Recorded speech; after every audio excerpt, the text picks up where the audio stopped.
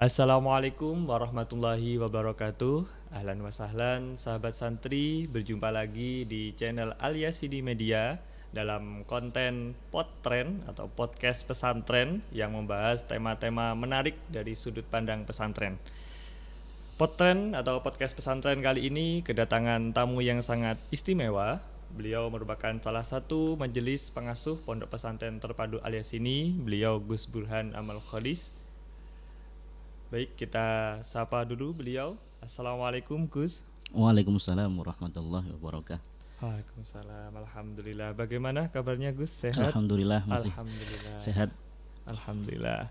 Eh, kita akan sedikit membahas dengan beliau Gus Burhan tentang kepesantrenan, terutama tentang Al-Quran, karena ini momen nuzulul Quran. Ada apa sebenarnya dalam Al-Quran dan nuzulul Quran? Kita akan tanya-tanya hal-hal tersebut kepada beliau. Tapi sebelum itu kita tanya beliau terkait dengan hubungannya dengan Pondok Pesantren Terpadu Al-Yasini. Panjenengan dulu santri Gus di sini nggih.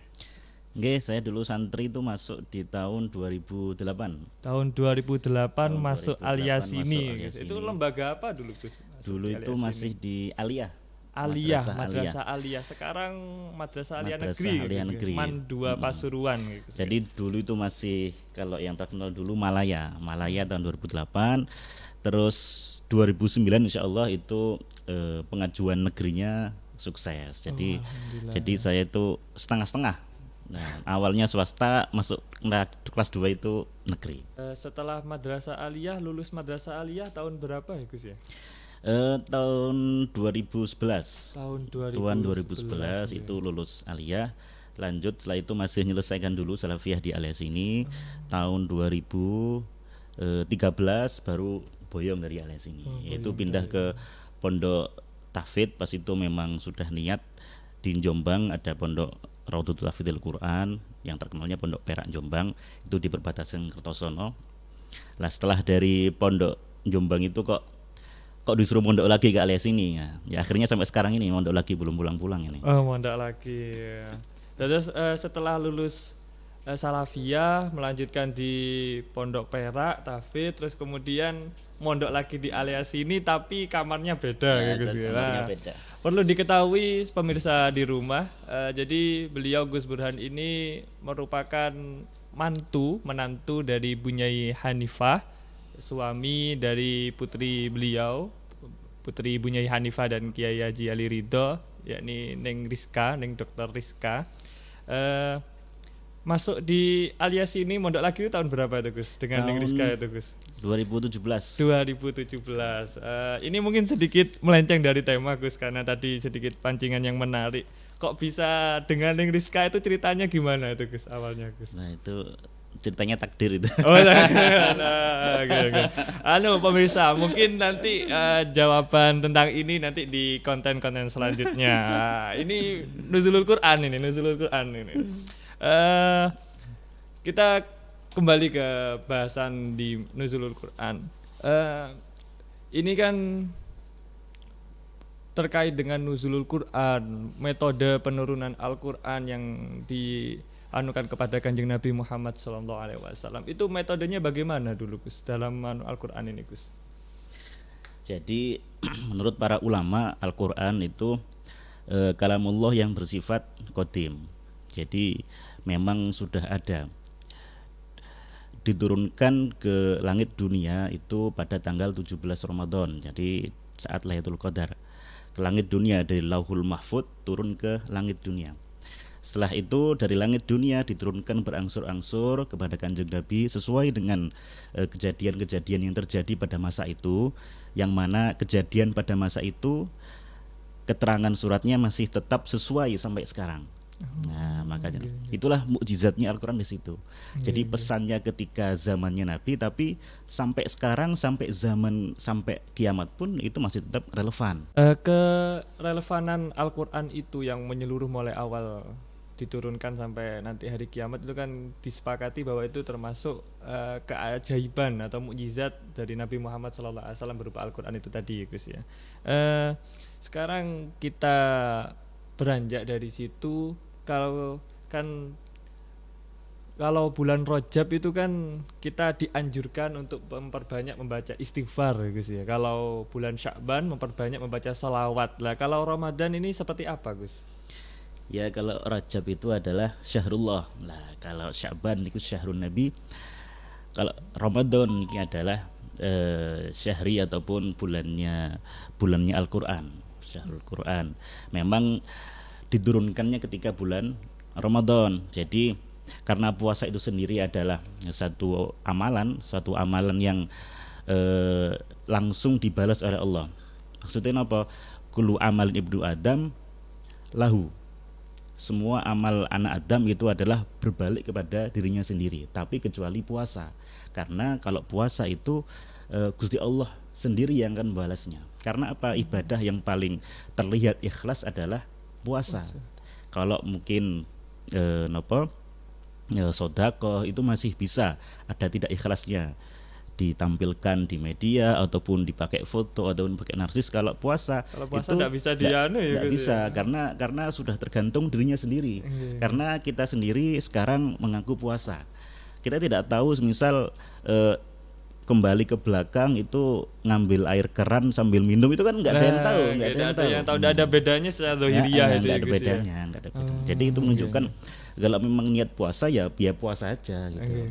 Berarti kalau bulan Ramadan ini kita dianjurkan untuk memperbanyak membaca Al-Qur'an seperti itu ya Gus ya. Iya, jadi karena puasa ini adalah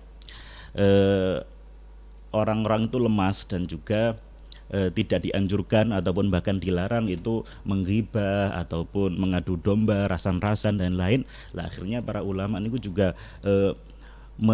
menganjurkan untuk membaca Al-Qur'an sebagai ganti dari ngobrol-ngobrol tadi, mengadu domba, menamimah ataupun yang lain. Akhirnya lebih mending membaca Al-Qur'an karena semua ibadah di bulan Ramadan itu ditingkatkan. Jadi mengganti dari kegiatan-kegiatan yang tidak bermanfaat tersebut untuk dengan membaca Al-Qur'an itu lebih baik seperti itu ya Gus ya. Karena dulu di riwayat juga tadi saya baca di riwayat bahwasanya Kanjeng Nabi itu karena ajwadun nas. Kanjeng Nabi itu adalah orang yang paling lumo, dermawan, dan kedermawannya Nabi itu lebih terlihat ketika bulan Ramadan. Kenapa? Karena pada bulan Ramadan Kanjeng Nabi itu didatangi oleh malaikat Jibril. Malaikat Jibril datang pada Kanjeng Nabi di setiap malam pada bulan Ramadan. Untuk apa? Fayudarisuhul Quran.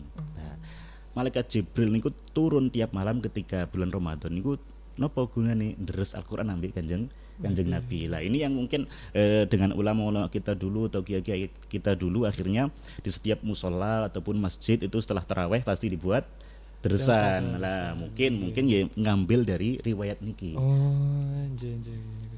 Berarti tadarusan itu umumnya kan kalau di pemirsa di rumah kan setelah salat tarawih biasanya ya Gus ya, di musola atau di masjid seperti itu. Mungkin kalau di musim Covid-19 ini di rumah masing-masing mungkin seperti itu ya Gus ya. Menuju ke pembahasan selanjutnya saat ini Gus. Kan sekarang apalagi lagi rame tentang menghafal Al-Qur'an. Anak mulai kecil ada bahkan di TV itu di televisi itu ada menghafal Al-Qur'an mulai kecil. Itu menghafal Al-Qur'an itu seperti apa kalau menurut panjenengan Gus? Masa sekarang itu memang jadi tren ya. Maksudnya memang baru-baru 10 tahun belakang ini tren. Tapi sebenarnya menghafal Al-Qur'an kalau menurut ulama dulu di kalangan ulama Arab di Yaman ataupun yang lain, menghafal Al-Qur'an itu bukan suatu yang aneh lagi karena rata-rata anak kecil sebelum umur 10 tahun sudah hafal Al-Qur'an. Nah, itu kalau di luar negeri, maksudnya kalau di Yaman ataupun ulama-ulama salaf kita. Lah, memang kalau di Indonesia ini masih sesuatu yang wah. Karena keadaan kita itu memang berbeda dengan di sana ataupun ulama salaf pasti berbeda. Lah, tapi itu menjadi sebuah nilai plus lah. Ya memang kita syukuri bahwasanya itu menjadi viral daripada menghafal yang lain ataupun kontes-kontes yang lain kan lebih mending hafiz.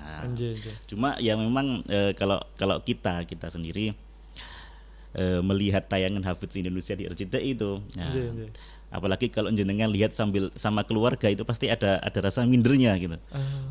Anjir, Karena anjir, orang anjir. masih kecil-kecil tapi sudah tahfidz lah. Itu iya. apalagi kalau ditambahi dengan omongan orang tua kayak iso ngono ta. Nah, itu lebih Oke, susah oke. lagi. Itu Ya. saya pernah tuh Gus gitu kan itu Gus. Nah, saya jawab waduh memang enggak bakat gitu. Bakatnya di yang lain gitu. Sebenarnya itu pembelaan aja sebenarnya. Pembelaan aja. Pembelaan. Tapi kalau saya dulu dibilangin oleh kiai bahwasanya menghafal Al-Qur'an itu bukan sesuatu yang harus ditarget ketika kecil. Nah, alasannya kiai adalah karena sebagai perbandingan bahwasanya Al-Qur'an itu diturunkan kepada Kanjeng Nabi itu selama 23 tahun. Jadi pembelajaran Al-Qur'an itu selama 23 tahun sampai beliau wafat. Nah, di situ diambil kesimpulan bahwasanya belajar Al-Qur'an itu ada mulai dari berapapun umur Anda sampai Anda meninggal. Anjir, anjir. Jadi tidak ada batasan kalau sudah umur 20 ke atas, 30 ke atas itu sudah over. Anjir. Sudah kadaluarsa misal Anjir. itu mboten wonten sebenarnya. Bahkan dulu kalau yang diceritakan ceritanya Mbah Hamid itu kalau ada orang sepuh yang sudah sepuh datang sowan ke beliau itu sama Mbah Hamid nggih dipesani untuk menghafalkan Al-Qur'an. Maksudnya apa nggih sak titik-titik ya itu ada hafalan Al-Qur'an. Ada hafalan Al-Qur'an. Karena di sebuah riwayat innallaha la yu'adzibu qalban wa al-Qur'an. Iqra'ul Qur'an fa innallaha la yu'adzibu qalban wa al-Qur'an. Jadi Gusti Allah enggak bakal mengazab hati yang di situ ada Al-Qur'annya. Karena dalam riwayat banyak cerita seperti itu. Siapa yang hafal tabarok lah itu nanti dia bebas dari siksa kubur. Ada fadilah-fadilahnya seperti itu Gus. Karena itu tadi ketika malaikat ini mau mengazab manusia ini, tapi ternyata di situ ada Al-Qur'annya, ada surat tabaroknya. Lah, di situ dia membela orang tersebut.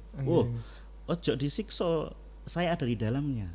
Loh tapi kudu disiksa lho iki ngakoni dosa ya gak iso. Lek awakmu nyiksa wong iki aku kena. Jadinya itu menjadi sisi plusnya di situ. Jadi seberapapun kita tetap harus berusaha meskipun cuma 1 surat 2 surat itu tetap harus ada usahanya. Ini menarik ini Gus. Jadi untuk memperdalam Al-Qur'an apalagi sampai menghafal itu tidak mengenal batasan usia berarti Gus. Berarti saya atau pemirsa di rumah jadi tidak boleh putus semangat untuk memperdalam atau menghafal Al-Qur'an ya Allah. Karena saya saja dulu masuk di pondok tahfidz itu sudah lulus aliyah dapat 2 tahun. Jadi kalau dihitung-hitung sudah berarti umur sekitar 19-20. Saya 21 mau 22. Nah, selisih dikit apa-apa. berarti bisa usaha Gus. Bisa aja. Cuma ya harus sabar saja gitu. Enggak. Karena tetap nanti apa yang bedakan dia ngafalkan kecil ataupun ngafalkan besar cuma sama saja. Kalau anak kecil tuh dia punya tantangannya masing-masing. Kalau anak kecil ngafalkan ketika kecil tantangannya adalah cepat bosan karena kalau kecil itu suka bermain. Lah itu yang repot. Disuruh ngaji tapi dia sukanya lari-lari. Nanti kalau sudah masuk agak dewasa tantangannya juga ada. Apa itu dolan? Main dengan teman itu juga cobaan yang sangat berat. Lah kalau yang agak naik lagi umur-umurnya agak naik lagi 20 sampai 25 cobaannya beda lagi. Apa itu? Wanita lah. Nanti tinggal milih mau nikah dulu apa masih mau mondok aja. Itu yang jadi dilema saya itu Gus. Ya Allah. Iya. Oke. Ini poin penting ini wanita ini ya Allah. Oke. Memang berat itu memang kayaknya itu Gus. Ini kalau dulu waktu awal masuk pondok tahfidzul Quran, waktu mulai menghafal, kenapa Gus kok ada ketertarikan menghafal Al-Quran itu awal motivasinya itu apa? Motivasi awal itu ya sebenarnya sama dengan orang-orang pada umumnya. Ketika lihat share-sharean tilawah anak kecil ataupun dulu juga Hafiz Indonesia pas awal-awalnya muncul juga. Terus juga banyak faktor. Terus juga ada teman-teman yang pas itu satu komunitas juga. Setelah komunitas dulu awal-awal di Alias ini ada komunitas cuma yang ikut tahfidz itu mungkin di bawah 10 orang lah. Di bawah 10 orang. Berarti ketertarikan awal ada di Alias ini dulu, mulai di Alias ini sudah mulai awal agak tertarik mungkin. Ya, mulai tahap menghafal mungkin. Iya, sudah awal. Terus karena juga ada riwayat innalladzi laisa fi jawfihi syai'un minal Qur'an kal baitil harb. Ya Maksudnya Allah. eh, bagi seseorang yang tidak ada Quran di dalamnya itu sebagaimana rumah yang roboh. Ya Allah. Karena tidak ada yang menjaga. Minimal gini, meskipun kita menghafalkan meskipun tidak bisa sempurna, minimal nanti kita mau melakukan hal buruk itu ada yang mengingatkan. Nah, ada yang mengingatkan. Siapa itu? Ya yang kita hafalkan itu tadi. Itu menjadi benteng ya, benteng. Tapi ya memang ini terkadang saja. Kadang kalau di pondok-pondok tahfidz itu memang anaknya itu agak bandel-bandel. Jadi jangan dikira orang anak-anak yang tahfidz, teman-temannya tahfidz itu semuanya gitu diem ya. semua, ahli terus semua, semuanya itikaf. Enggak seperti itu juga. Kadang juga banyak yang malah karena itu tadi orang yang hafal Quran itu sudah menjadi ahlullah wa khassatuh lah, keluarganya Allah. Jadi coro pikiran nakalnya anak-anak itu, waduh itu dari keluarga nih Gusti Allah kan. Oke, aman lah keluarga tapi Insya Allah gitu. tapi juga itu juga tidak seperti itu sebenarnya. Maksudnya ahlul Quran, ahlullah itu karena dia menjadi orang pilihannya Allah, karena Allah itu menyuruh perbuatan yang baik dan melarang hal yang buruk. Harusnya itu menjadi sesuatu yang berarti kalau memang menjadi keluarga itu kita harus lebih terdepan dalam menjaga iman, menjaga takwa. Cuma ya pikirannya anak-anak yang nakal saja seperti itu. Gus. Ini penting juga Gus. Ini yang terjadi pada diri saya atau mungkin yang terjadi pada pemirsa yang ada di rumah. Image menghafal Al-Quran kan seperti sesuatu yang menakutkan itu Gus. Waduh, gimana kalau saya hafal Al-Quran, nanti saya menjaganya gimana? Kan harus terus menghafal, terus deres. Itu seperti apa itu Gus panjenengan itu Gus? Kalau menghafal Al-Quran memang berarti kita sudah siap untuk kontrak seumur hidup. Nah, kontrak seumur hidup. Jadi tahun-tahun yang akan dilewati setelah itu memang akan ada hubungannya dengan Al-Quran. Karena apa? Karena itu tadi saking fadilahnya sangat besar, kemuliaan yang Allah berikan kepada orang yang menghafalkan Quran besar, akhirnya itu juga menjadi tantangan tersendiri. Nah, akhirnya kalau Gusti Allah itu memberikan janji yang sangat besar, akhirnya kita juga harus menepati itu. Nah, karena kalau di riwayat juga Iqra'ul Quran, bacalah Al-Quran, dan di mana nanti kamu selesai itu akan menjadi tempat manzilahmu di surga nanti. Itu tadi kalau sulit dan mudah itu juga tergantung pribadinya masing-masing. Semuanya pasti kalau belum melakukan itu pasti akan kesulitan. Pasti akan kesulitan. Tapi juga tidak bisa dianggap itu mudah. Nah, cuma memang di Al-Quran itu ada ayat walaqad yassarnal Qur'ana lidzikri fahal mim mudzakir. Sebenarnya Gusti Allah sudah memberikan jaminan akan mempermudah untuk mempelajarinya, untuk menghafalkannya. Cuma yang ruwet itu kita sendiri sebenarnya. Yang ruwet itu bukan Qur'annya yang sulit, tapi kitanya yang ruwet. Kitanya yang ruwet untuk menghafal itu. Kitanya yang ruwet karena perpaduan tahfidz itu seperti teman-teman yang sudah merasakan juga itu adalah istiqomah. Nah, itu yang paling sulit, menjaga nderese pagi siang malam itu yang paling sulit. Lah itu yang menjadikan sulitnya di situ. Lah kalau sulitnya adalah istiqomah berarti kan memang ruwetnya dari kita sendiri. Di kulo sendiri ya seperti itu. Pribadinya orangnya ya berarti masing-masing orang seperti itu. Ada yang mudah karena dimudahkan oleh Allah.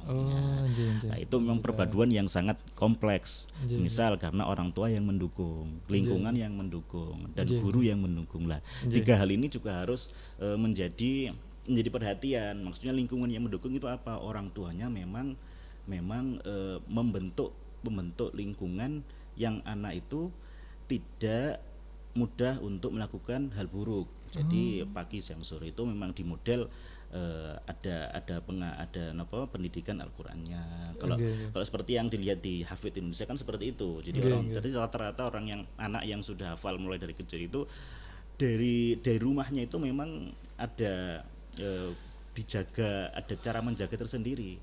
Paginya bagaimana, sorenya bagaimana. Yang paling penting itu adalah dua waktu yang paling penting. Setelah subuh dan setelah maghrib ataupun sebelum subuh. Nah itu waktu-waktu yang krusial, Karena di mana waktu itu Anda berada itu yang menentukan hafalan kita.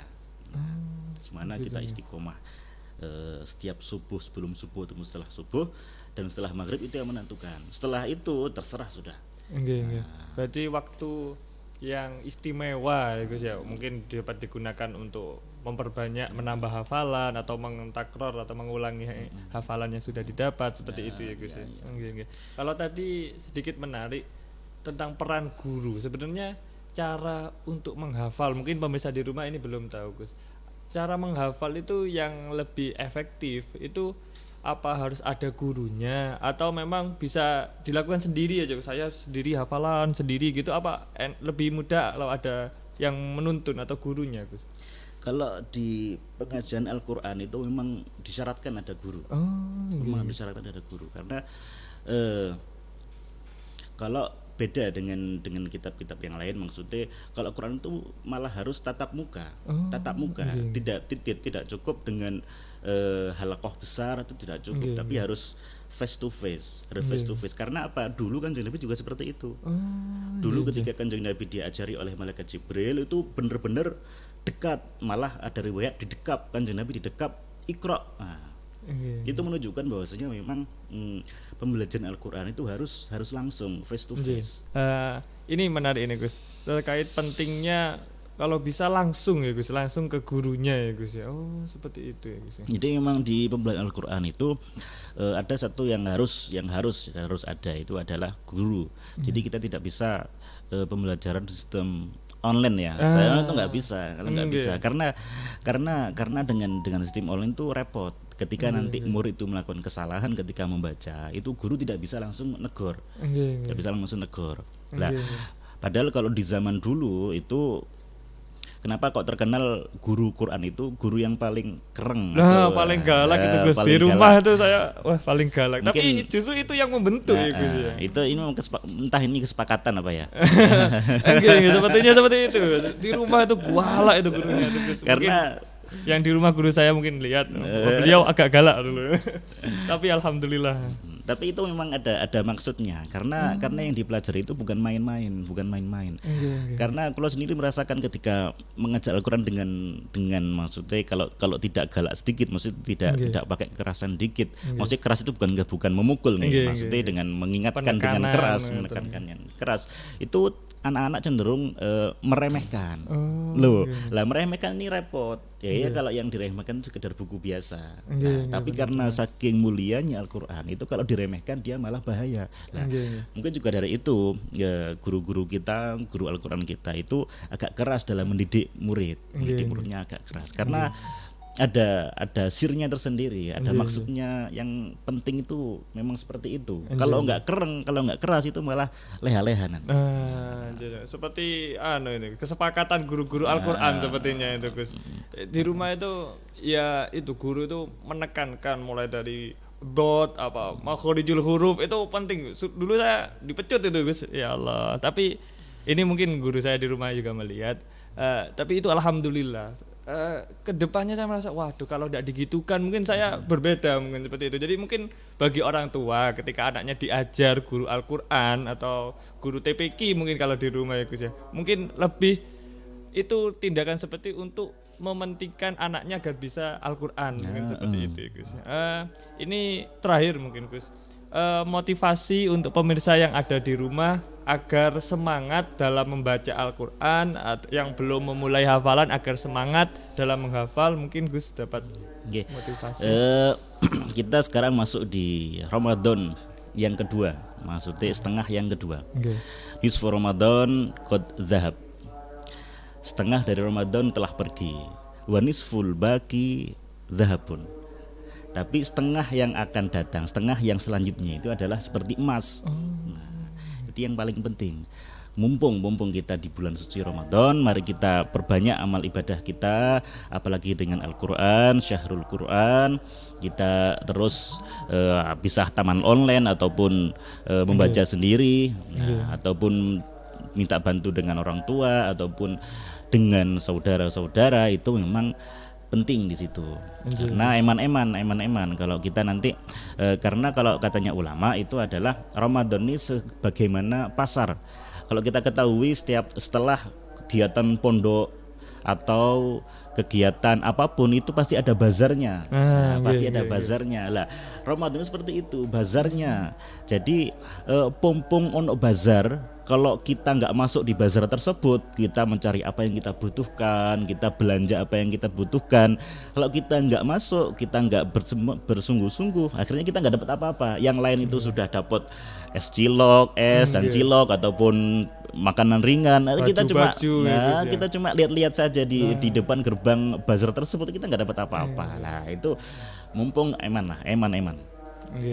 Jadi ayo pemirsa di rumah terutama kita tingkatkan dalam membaca Al-Qur'an terutama di bulan suci Ramadan. Ini kalau yang kedua untuk yang menghafal tadi Gus, yang belum Gus untuk menghafal. Untuk yang teman-teman yang masih mau menghafal, monggo niatnya dikencengi lagi. Sudahlah, tidak ada kerugian. Kalau semisal takut untuk nanti kalau lupa bagaimana, kalau semisal tidak bisa mengamalkan bagaimana, itu kan pikiran-pikiran kita. Lah artian memang setan-setan itu memang mengganggu, bagaimana kalau gini. Sudahlah, kita niat sedikit banyak pasti dapat. Misal kita nanti dapat 1 juz misal, atau dapat juz amma misalkan, minimal masih ada. Meskipun ada yang lupa sebagian, tetap ada. Lah itu adalah maslahat juga.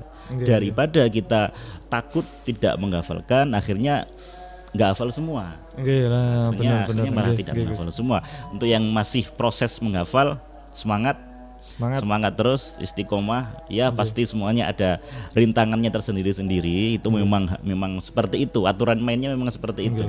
Nah, memang berat di tengah kadang, tapi insya Allah tetaplah harus fokus, jangan dengarkan orang lain, jangan dengarkan pikiran-pikiran yang lain, jangan menikah dulu.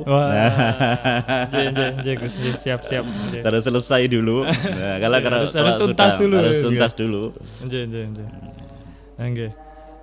Jadi mungkin itu pemirsa beberapa poin yang sangat istimewa itu beliau dari Gus Burhan, terutama tentang yang tadi menarik tentang pentingnya membaca Al-Qur'an atau menghatamkan. Jadi ini di grup-grup WhatsApp Gus, ada di grup wali santri itu, saya lihat di grup wali santri, di grup santri, di grup alumni, di grup pengurus itu rame-rame, di grup kampus juga di Stai alias ini rame-rame hataman Quran itu Gus, online, tapi ngajinya langsung gitu Gus. Ada ngajinya langsung, nanti di checklist seperti itu mungkin bisa ditiru oleh pemirsa yang ada di rumah, terutama hari ini Gus.